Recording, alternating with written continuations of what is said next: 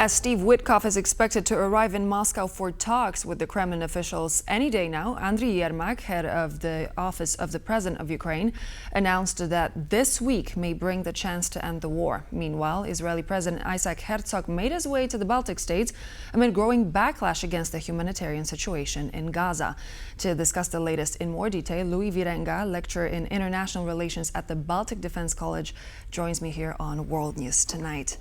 Good evening. Thank you so much for joining. Good evening. It's a pleasure to be with you. So let's take a look at the visit of U.S.'s Steve Witkoff ahead of the introduction of the package of secondary sanctions coming into effect on August 8th. We heard from Andriy Yeremak, as I said, the head of the office of the President of Ukraine, who said that there is a chance to potentially end the war. Are we to see a major breakthrough? Is it a sign perhaps of Russia showing these sanctions could actually hit the Kremlin where it truly hurts? Well, I mean, the easy and quick and underwhelming answer is we don't know. We'll have to wait and see. But the more adventurous and optimistic answer is yes, this may actually be a breakthrough moment. A lot of viewers are likely aware of President Trump deploying 2 nuclear-powered submarines, where he said they are, quote unquote, in the region where they have to be as a response to Dmitry Medvedev's provocative remarks.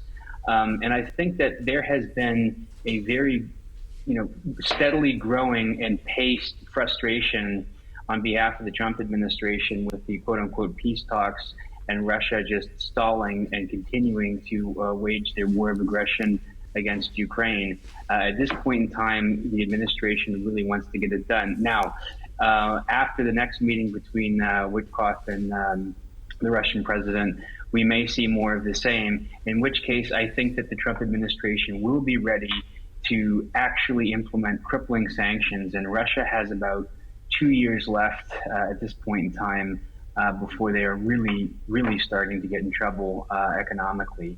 And I don't think that Putin wants to be in a position of weakness, but I think his hand might be eventually forced.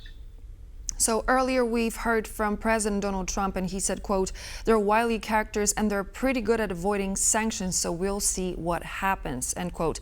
How effective do you think will Russians be in their damage control this time when it comes to those sanctions?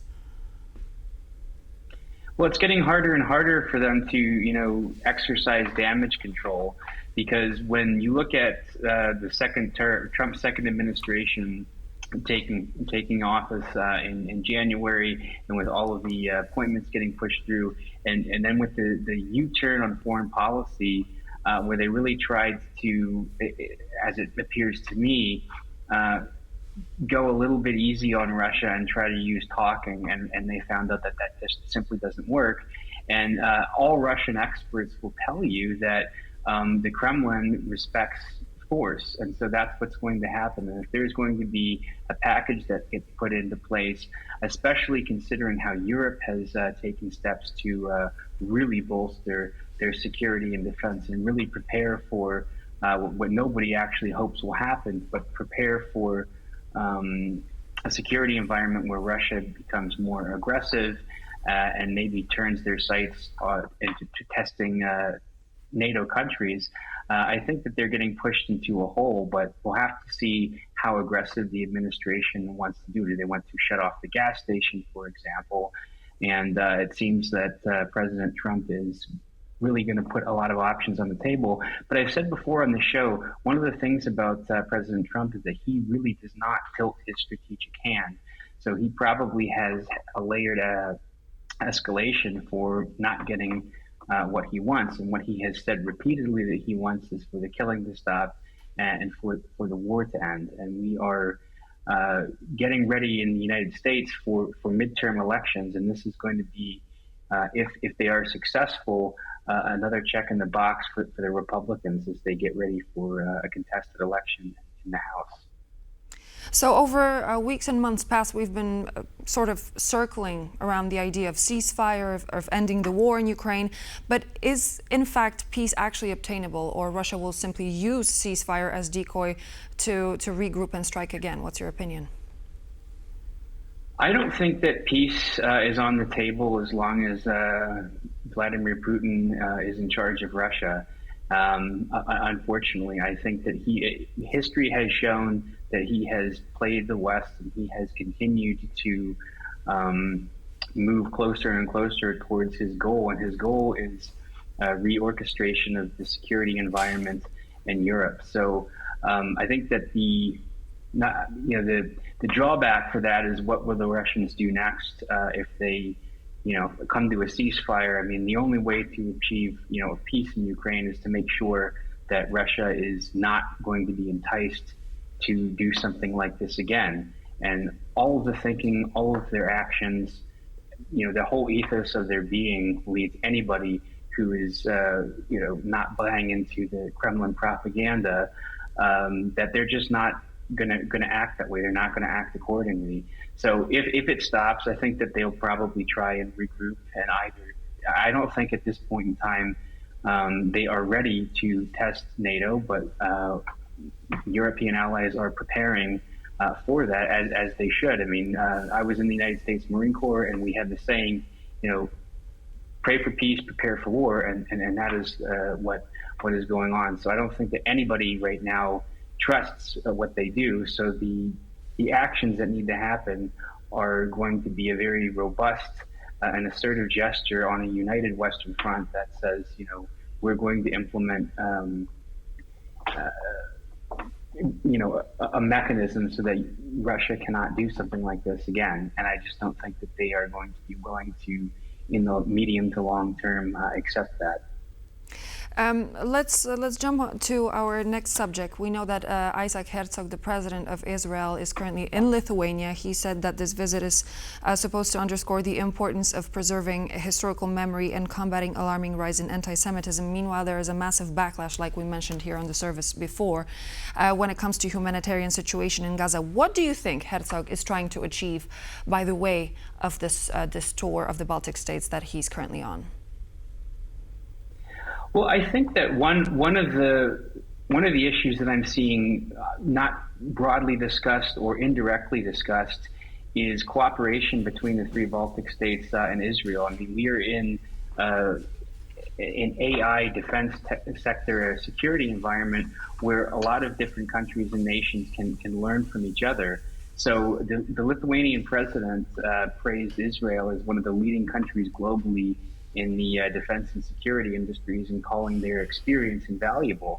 And indeed, the Israeli defense tech sector is exceptionally strong, but the same thing with the three Bs. I mean, you have Estonia as a leader in cybersecurity, Latvia has a really robust drone industry, and Lithuania is investing heavily in different defense technologies with a sector that's driven through a really thriving startup ecosystem and private investment, as well as defense support that's driven by the government. And all three Baltic countries are top spenders for NATO. So I think a lot of this is driven by what they can cooperate on. And yes, there were statements made about the humanitarian situation in Gaza. But I think that one of the sort of silver linings is that the Israeli president is accompanied on this visit by senior economic delegation, which is focusing on really strengthening trade, industrial cooperation, and tech advancement between Israel, Lithuania, Latvia, and Estonia.